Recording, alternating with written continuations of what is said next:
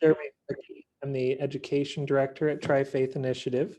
And welcome to Making the Familiar Strange on the Call to Prayer with Nizam. I'm really looking forward to it. This program is designed to make the strange familiar and the familiar strange, you know, learn something new about something different or something new about something that you would attach yourself to. I know Nizam is very well versed on this, and I'm really looking forward to hear a lot from him today. But you are not here to listen to me. If you have any questions or anything, please feel free to put it in the chat, and we should have a little bit of time near the end at least. Without further ado, thank you for coming, Nizam. Would you be able to introduce yourself and go ahead however you'd like?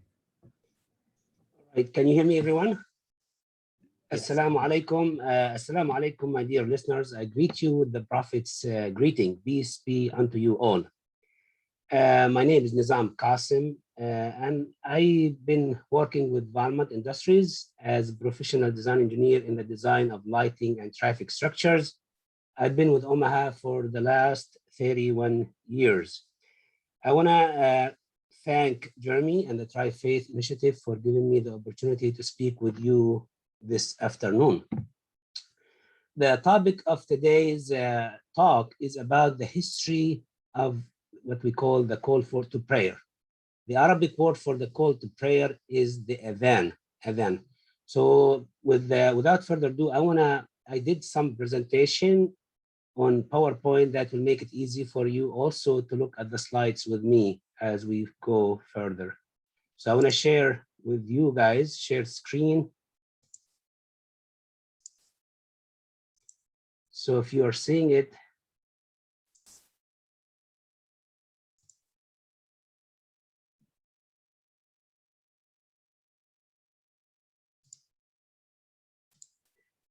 okay, I hope everyone sees the presentation, or at least on the screen.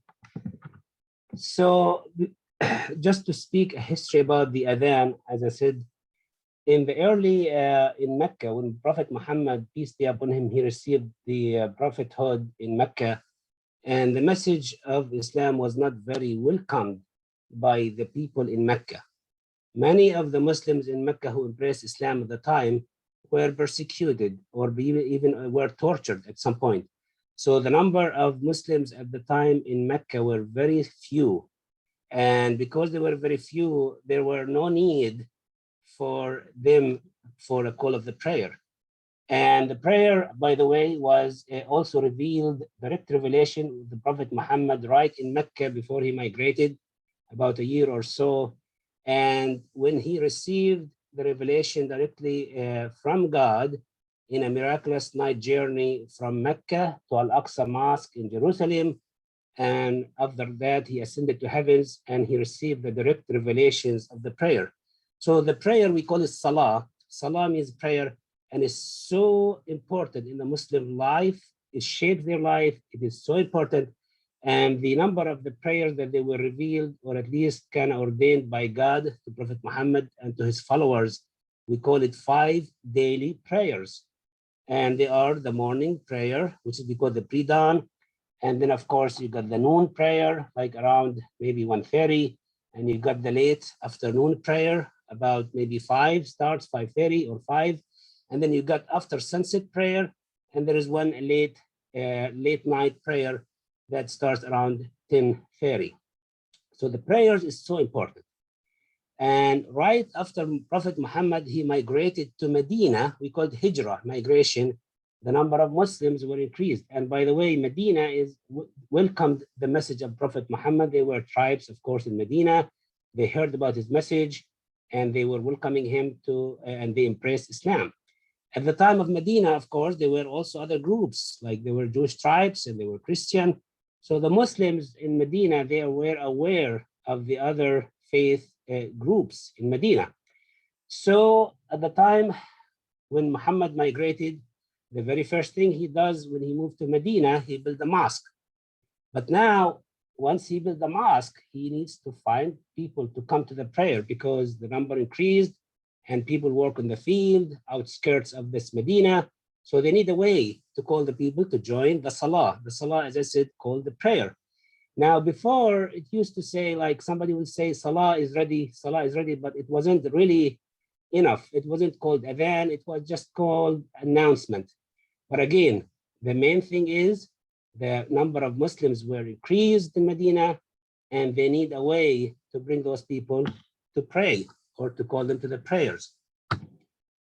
So Prophet Muhammad, from time to time, he has a council meeting where he get together with his companions. We call them Sahaba in Arabic. So I kind of try to use some Arabic words, but in parentheses, I use the meaning of it. So he used to have a meeting with his companions, and he started suggesting how we could bring people to pray. As I said earlier, because of the knowledge of the Muslims about the Jews and the Christians, how they do to call people to prayer, some Muslims companions said, why don't we just follow the Jews? Let's blow in the horn to announce the prayer. Some suggested, why don't we ring a bell like the Christians? Some even suggested, why did we kindle a fire like the fire worshippers? Some even suggested, why don't we have a white flag? And with the white flag, we just kind of scream at the people and kind of wave it here to people to come. So all those ideas did not resonate with the Prophet Muhammad, peace be upon him. He wanted a better idea. So one of the concerned companion, his name is Abdullah ibn Zayd. He's a Sahabi, he's a companion, and he came to Prophet Muhammad next morning or next day. He said, "O Messenger of Allah, I had a beautiful dream." And Prophet Muhammad, he asked about his beautiful dream. What's your dream about? He said, I saw in my beautiful dream, or in my dream, a man wearing two garments, and in his hand was a bill. I asked him, "Oh, sir, oh slave of Allah, or servant of Allah, will you sell me that bill?" And the guy asked, "What would you do with this bill?" Zayd asked him, "I will be calling people to pray with it." He said, "Shall I show you, or shall I teach you something better than that?" I said, "Yes." And he said, say Allahu Akbar. And that's the beginning of the adhan, Allahu Akbar, which means God is most great. And he taught him words of the adhan, which will come to those exact words, what they are. At that time, Prophet Muhammad, he listened to the full words of those and the meaning. It was very beautiful and full of meaning. So Prophet Muhammad right away recognized that dream is a revelation. It's a true vision. So right away, he asked him to teach those words of the adhan to Bilal. Now, who's Bilal? Bilal was a freed slave. He was one of the early who to embrace Islam. One of the earliest people that they also embraced Islam was Bilal. Bilal was a freed slave. He's Abyssinia. He was from Africa, but he was born in Mecca. His mother migrated from Abyssinia to Yemen, and from Yemen to Mecca. So Bilal, he was known for his beautiful and loud voice. So that's one lesson we learned, that one who calls the prayer must have a beautiful and loud voice. Otherwise, Prophet Muhammad will tell Zayd to call the adhan. So that's one lesson we learned from who can call the adhan. We'll come to adhan later on. So then Bilal, what he did, Bilal, as I said, he's a Abyssinian, he's a freed slave, he's an African, and he stood up to the kind of more a roof or a high place. At the time, that mosque did not have what we call minaret. It's like a tall structure. He did not climb it. He just, at the time of the Prophet, it was just a simple mosque. So Bilal, he stood up, he started doing or calling the adhan. His voice resounded throughout the Medina. People start running to the mosque of the Prophet. We call it Al-Masjid Al-Nabawi. At the time when one other companion called Umar ibn al-Khattab, he's the second caliph, he listened to the adhan, and right away he was rushing to Prophet Muhammad and told him, "O Prophet, O Messenger of Allah, an angel told me the same words." At that time, Prophet Muhammad sallallahu alaihi wasallam, he knew it is a true vision, it's a true revelation from God. And so therefore he said, "Praise be to Allah." And from there on, he accepted the adhan as an official call to salah or to prayer. So Adhan. When I say the word adhan, what is adhan? Adhan in Arabic, it's written in some, if you look into maybe Google or write it down, you see it written adhan, azan in Urdu. So sometimes it's the same thing. I'm going to use the word adhan in my talk. Some people, they call it azan, maybe. But nevertheless, adhan, it means like to somehow to announce. And the root of it, to make it kind of more heard. Because adhan is from adhina, which means to listen, and it's in a derivative of the word udhun. Udhun in Arabic is the ear. My ear is udhun in Arabic. So you could hear there is a relation between adhan, udhun. Now, this proclamation or announcement was used in the Quran when Allah subhanahu wa ta'ala said that in a verse, the meaning of which to Ibrahim, O Ibrahim, proclaim thou unto people the duty of pilgrimage. So Ibrahim was called to make adhan. And they will come unto thee on foot and every kind of first mount coming from every far. In fact, by the way, we just finished the celebration of the pilgrimage, Eid, we call it Eid al-Adha. Okay, so this is, and it was, so it's used in the Quran, adhan. وأذن في الناس بالحج أتوك رجالا وعلى كل ضامر يأتين من كل فج عميق. So the Arabic word translated to announcement, make aware, an Islamic usage in the announcement, a number of doctrines in Arabic, it's called the prayer. So now many people, when they hear a word the adhan, it means call to prayer. So that's why we call it adhan. Now, as I said, what is the adhan? Adhan is a regular reminder of submission of all life for the service of God. It's a reminder that life is shaped by prayer. And that's what I started earlier. We have 5 daily prayers. We need a way to call for those prayers. Now, adhan is to summon, to enter into the prayer space, to turn one's body, mind, spirit towards God. In many predominantly Muslim countries, the call of the prayer is called out by a muezzin from the mosque 5 times a day. Traditionally, as I said, from a minaret, and we'll come to a minaret maybe later on the slides if time allows. So the main purpose behind multiple loudspeakers of the adhan in every mosque is to make it available to everyone, easily heard it, intelligible. Summary of Islamic belief. In modern times, loudspeakers have been installed on minarets for this purpose.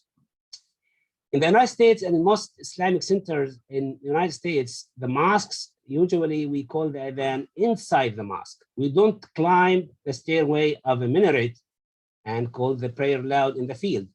Although probably sometimes in a specific or special community gatherings in some Islamic centers, I think in Ohio, somebody climbed the stairway and called the adhan across the vast Ohio fields. So what are the Arabic words that Abdullah ibn Zayd was taught by the man in his dream? These are the Arabic words of the adhan. We say Allahu Akbar 4 times. You could see it. Ashhadu an la ilaha illallah, ashhadu an la ilaha illallah 2 times. Ashhadu anna Muhammad Rasulullah 2 times. Hayya ala salah twice. Hayya ala al-falah twice. Allahu Akbar twice. And we ended up saying La ilaha illallah. So you can see it starts with Allah, it ends with Allah. What are those words? As I said, I said the Arabic transliteration of the adhan, as I said, Allahu Akbar. You could see it, and Ashhadu an la ilaha illallah twice. Ashhadu anna Muhammad Rasulullah. Hayya ala salah, hayya ala salah, hayya ala al-falah, hayya ala al-falah. Allahu Akbar, la ilaha illallah. Here's the meaning. The meaning of those words that of the adhan that we've been following since Bilal started his first adhan until now is saying Allahu Akbar 4 times means God is most great. God is most great. God is most great 4 times. And we say Ashhadu an la ilaha illallah. It means I bear witness there is no God except the one God, Allah, which is the name of God in Arabic.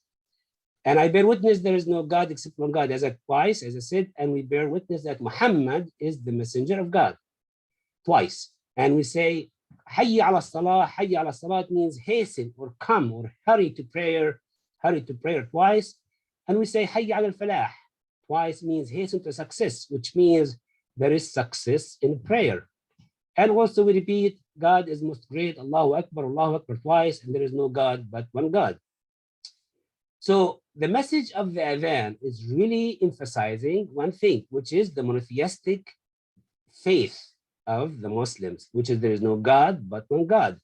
Second, we also, recognizing that there is no God but Him and the greatness of God, as well as the final message of Prophet Muhammad. Although we believe in all the prophets, but Muslims believe that Muhammad is the seal of the prophets. And Hayya ala Salah, as I said, means come to prayer. And Hayya ala Falah, twice, there is success. And you repeat Allahu Akbar twice. And La ilaha illallah, there is no God but one God. Okay, there is one adhan, which I told you earlier, guys, there's 5 daily prayers. One of the prayers called the pre-dawn prayer. We call it Fajr. In the pre-dawn prayer, they added, in the call of the prayer, we added another phrase. We call it As-salatu khayrun min an-nawm. As-salatu khayrun min an-nawm twice. And that's just inserted before when we say the last 2 lines, Allahu Akbar, Allah, La ilaha illallah. So it's toward the end of the adhan. What we call it, they added 2 phrases, which is we say As-salatu khayrun min an-nawm means prayer is better than sleep. Prayer is better than sleep. And that's only for the pre-dawn prayer. And you could see it's very fitting to say that because what people does, they are sleeping. They're tired. They're not going to get out from bed and to do the prayer. So the pre-dawn prayer in the mosque, especially, it's one of the hardest prayers to do for the Muslims. So in here, encouragement for the Muslims to wake up, to say to them, hey, prayer is better than sleep. Okay, so we move into the guy or the person who's calling the adhan. There is, some sort of, we call it a method or sunnah or a way or etiquette of calling the adhan. What are they? The mu'adhin, we call it mu'adhin. By the way, I'm going to use the word mu'adhin for the one who calls the prayer. Mu'adhin, whatever those terminology. So first you face the Qibla. It's the same direction as you face the prayer. The one who called the adhan, he should be facing the direction of Mecca. Second, he has to be having good reputation. The one who calls the adhan has to be good character and has a good reputation in the community. Third, when he comes to Hayya ala Salah, as I spoke earlier, hurry to prayer, and hurry to success or hasten to success, he will turn his head left to right, so this is one of the rituals that people call the adhan for. They turn their head to the right and to the left, probably more to inform the people to his right and inform the people to his left. And many they do. As I said, these are etiquettes, some they do, some they don't, but you have some people, they place their 4 fingers in their ear, maybe because they will loud, once they are loud, it's like putting head speakers in their ear when they put their finger. And they should also have a beautiful and loud voice. And this is very important because Bilal had a very beautiful and loud voice. And so therefore we like to have people with a beautiful and loud voice. By the way, I am very fortunate. I myself call the prayers in AMI. Since we had AMI, I've been calling the prayer, or I call the adhan, as well as even previously before we moved to the AMI, I called the adhan in other centers, the ICO, as well as MIF. So I'm very thankful and fortunate that I've been also calling the adhan myself. And finally, when you call the adhan, it has to have proper pronunciation, articulating, chanting the words correctly, and also saying patiently and calmly. You don't want to rush the adhan and you don't want to make it not very clear. Nizam. Okay, go ahead. Would you mind pressing the blue continue button at the bottom of the screen? Oh. That's all. Okay. So now, okay, so where is I lost my presentation You'll just click the share screen button again. Yep. Okay, share. Can you see it now? See share. Try again.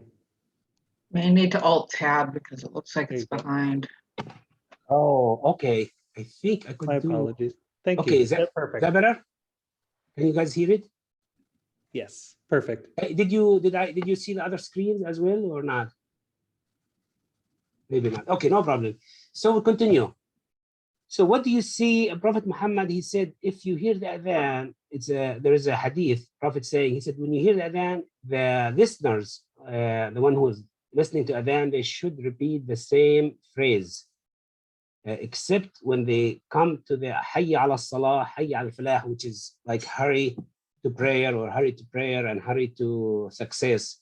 When you hear that, you're supposed to say a phrase, say la hawla wa la quwwata illa billah al-ali al-azim. It means there is no might or power except with Allah the High, the Great. Can you see the screen, everyone? Yes. Okay. So now we learned about the adhan words. We learned about how it started. We learned about the words of the adhan in the pre-dawn prayer.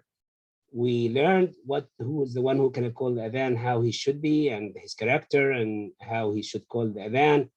And we learned that Muslim people, they should repeat the same words as when they hear the adhan.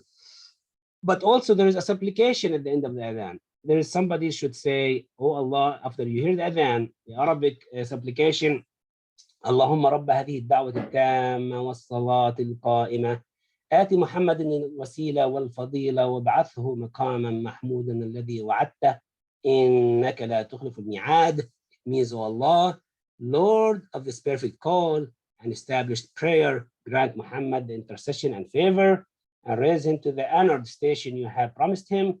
Verily, you do not neglect promises. So one more thing now. In Friday prayer, we call it the main prayer. It's like for Christian service, they have it Sunday, and of course for the Jewish people, they have it Saturday, and they have a big gathering. Now, because of the amount of the Muslim, of course, in the prayer gathering is a lot. Uthman, he's another companion for the Prophet Muhammad. He was actually the third caliph after his death. His name is Uthman ibn Affan. He introduced a second adhan for a Friday prayer.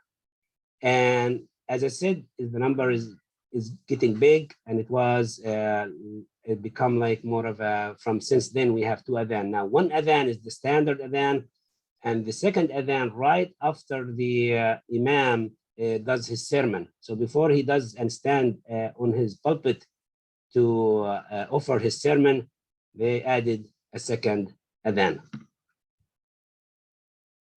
Okay, there is something called iqamah.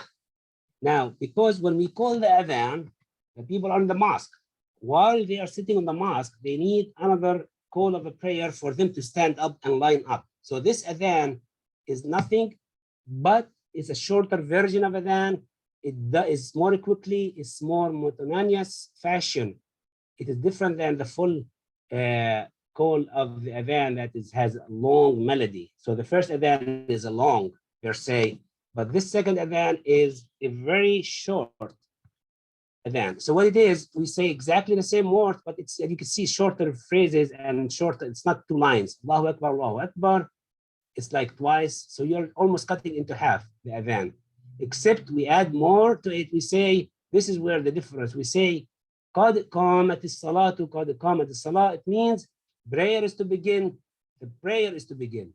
So once we say prayer is to begin, you see the whole Muslim people that they're sitting, they will stand up and they will line up in rows. So this, we call it, this adhan, we call it iqama. Okay, so this is the iqama of the adhan. So now I want to speak, as I said to you, the adhan. So I want to share with you from the, hopefully it will work in sound. Okay, so this was the beautiful, as you could see, beautiful words of the adhan. And it is the same words phrases that been done by first muazzin, which is Bilal. It is done throughout, and maybe many of you heard the adhan by visiting some Islamic centers or by maybe going to some other Muslim countries. And the adhan, as I said, it may be different from the melody. We call it, maqam. Later on, I might send you a different, a kind of more of melody of musical tone to adhan. It differs from maybe a country to country or maybe a time to time. But I just found this beautiful words. I did kind of resonate good for me. So I picked this type of the adhan. Okay.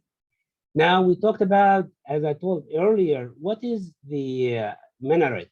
In most of mosques, when you travel around, you might see a tall structure, next to a mosque. You say, what in the world is that? That's what we call minaret. Minaret is a slender, tall structure. It's kind of more of with a balcony where the muaddin calls the adhan. And by the way, this structure or this the minaret is from our village, Asira, back home in Palestine. This is in my village called Asira al-Shamaliye.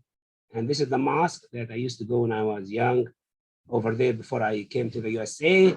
And you could see this is the minaret.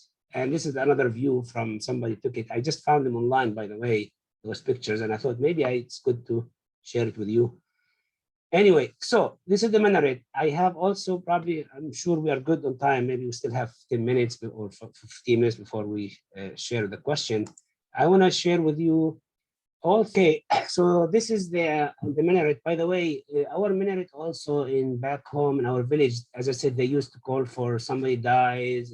Some people will call out for maybe somebody getting married. So they use it for public announcement as well in our village, besides just the adhan, the minaret.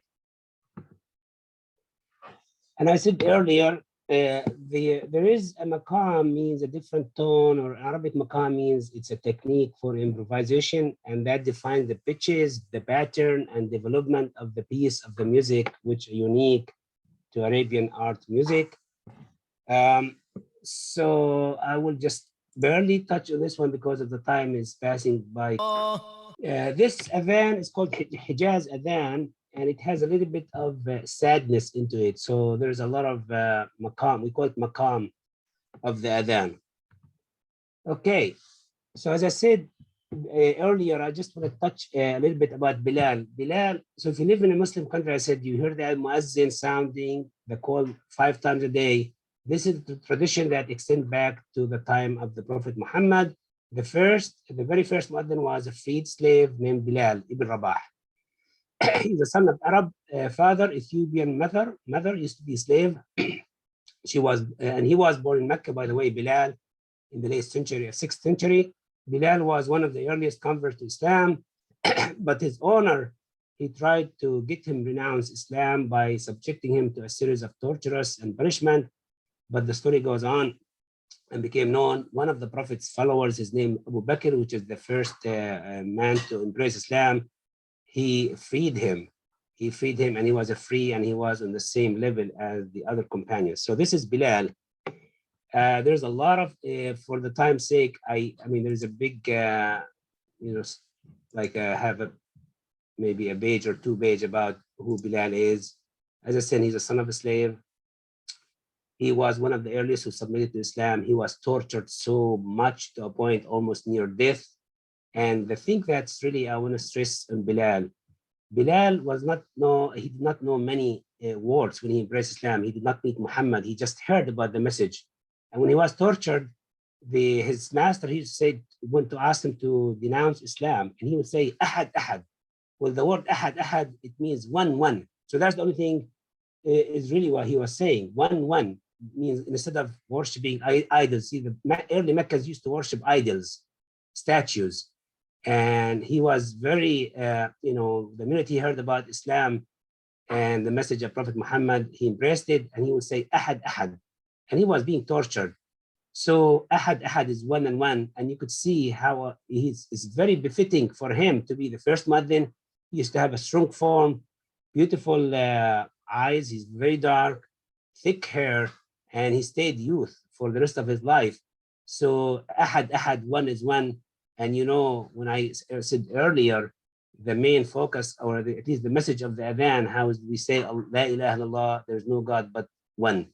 So it's kind of more befitting for him to be the first muadhin, Bilal.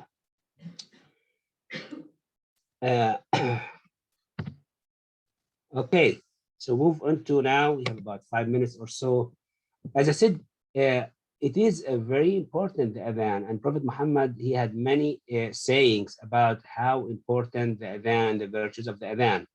He did say one of the hadith, which is called Prophet saying, he said, if people know or knew about the virtue of the adhan and performing prayers in the first line in the mosque, they would draw lots for them. So you could see people would be fighting on who's to call the adhan, because there's a lot of virtue in calling the adhan. And as I said, there's another hadith says the adhan, everybody, whenever a human or jinn, they hear the voice of the adhan, they will witness in his favor on the day of judgment. And also there's a hadith saying that the people that they call the muadhin or the adhan or the call of the prayer, they will have longest necks on the day of resurrection when they are resurrected. So they are well recognized, and there's a lot of rewards for people that they call the adhan. Okay, so I just was going through Google and I found a lot of miracles of the adhan, but for the time being, the only thing I want to draw your attention maybe about okay, what this all about, I found out the call of the adhan is very soothing. They made like a comparison between a music, rap, or whatever other music, and the pitch for the adhan, it was just going only in one line. It's a very soothing tone to it. This one I found. And the other one is this one. It's a very, I thought I like this one too, because,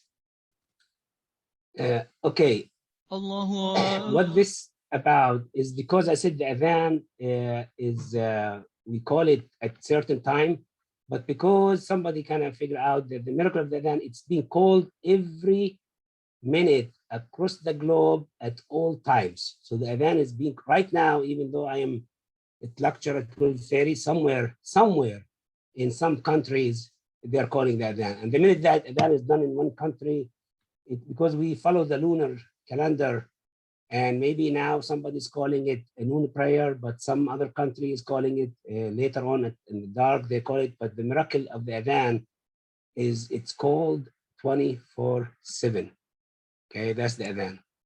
And one thing that I was trying to, oh, this one is interesting also.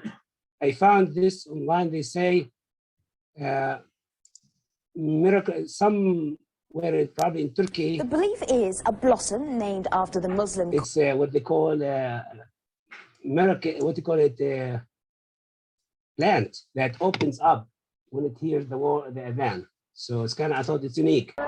Anyways, there are some miracles. One thing that I want to go back to that I just found when I was reading about the adhan is, you see in the adhan, okay, the year has 12 months, okay?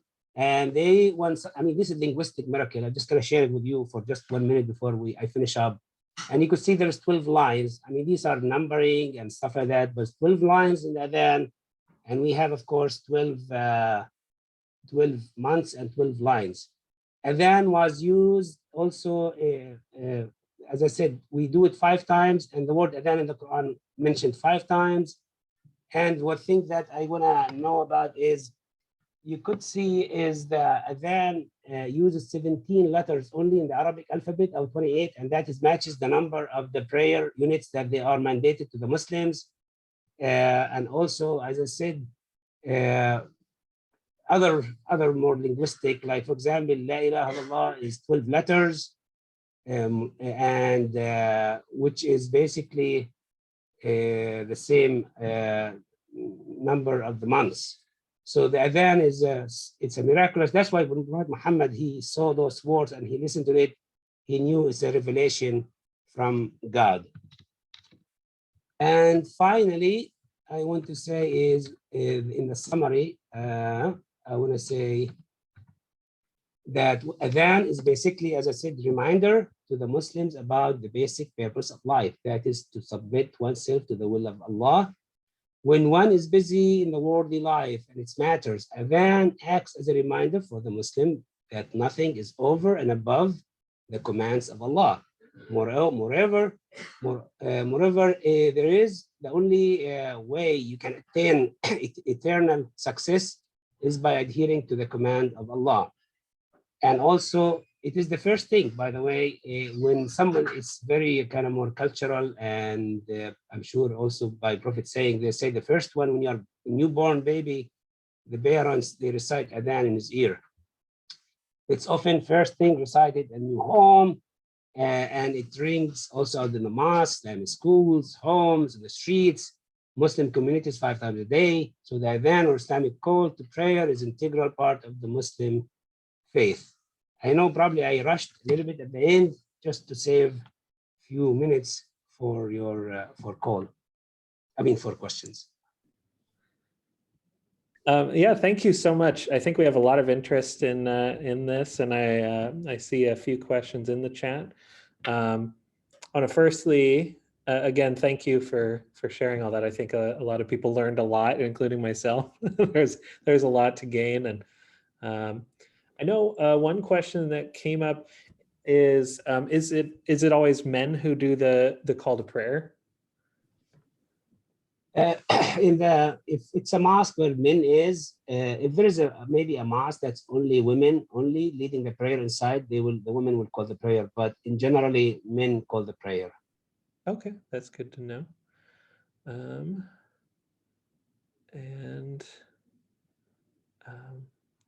What other questions do we have? I know if you would be up for it, I would love to hear some of your call to prayer. Okay.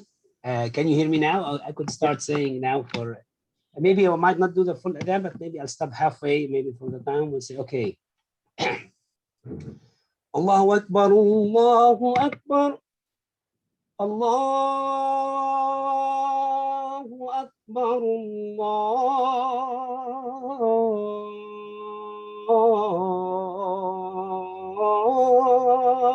Allahu Akbar. أشهد أن لا إله إلا الله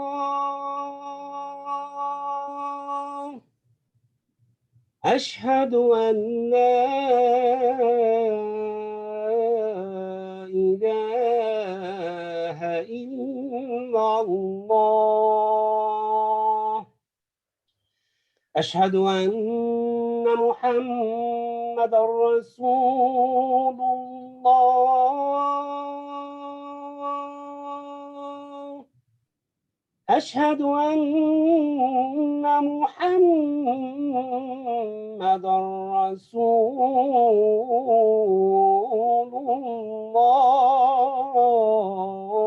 الله حي على الصلاة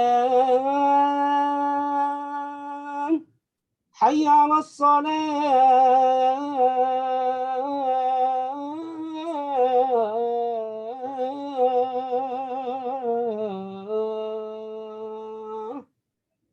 So this is kind of halfway there, just the time. But you could see, I'm sure when you have a mic and stuff like that, it could amplify it, so you could hear it kind of more. But did you hear it well, or?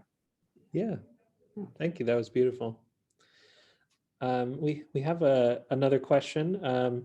Whether or how does the adhan differ between the Sunni and Shia?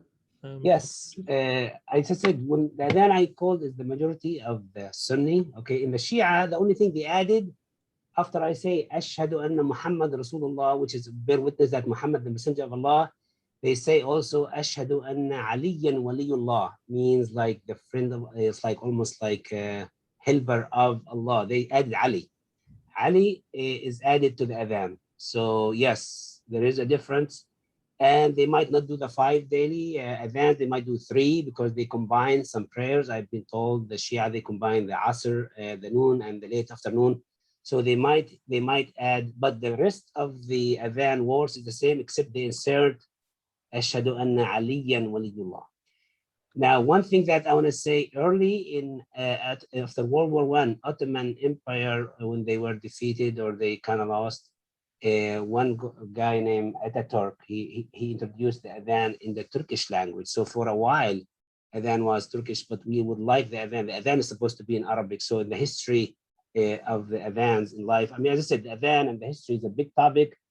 Since you spoke about the adhan and the Shia sect, there were in some time the Ataturk, he was the leader of Turkey after the fall of the Ottoman Empire. It was called by the Turkish language. Thank you. We also have another question, and if anyone else does, let me know. One other question we have is, when and how did you start doing the call to prayer? Actually, I was nervous the first day. It was about 1996. A friend of mine was actually from Afghanistan. He joined Valmont. He was at Valmont, and he called the adhan once, and then we kind of took turns between me and him in the ICO in 1996. The first adhan, I remember my legs were shivering. I used to kind of, it's nervous, and then over the time you become comfortable with it. And I called it, and I was invited to the community church next to the AMI by Dr. Illness. I did call the adhan, and then few events over the years, and I know maybe sometimes my adhan slightly changes from one style to another style, but lately I try to continue with one style of the adhan. Thank you. Does anyone else have any other questions or comments or anything like that?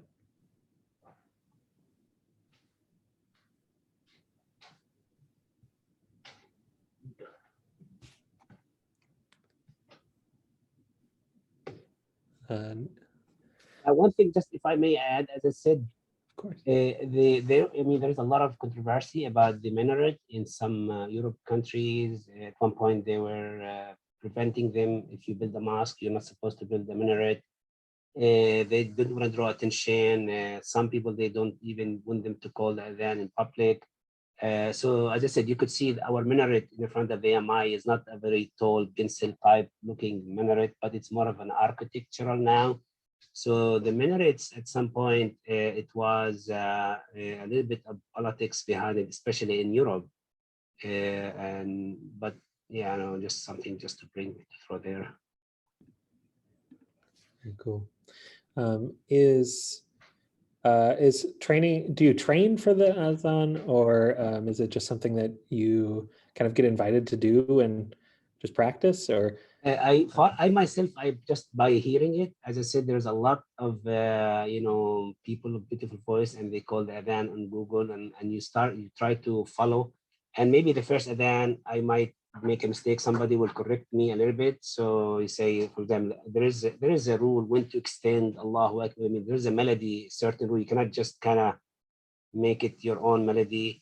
There is a rule, almost like it's almost we call it tajweed, or has some sort of maqam to it.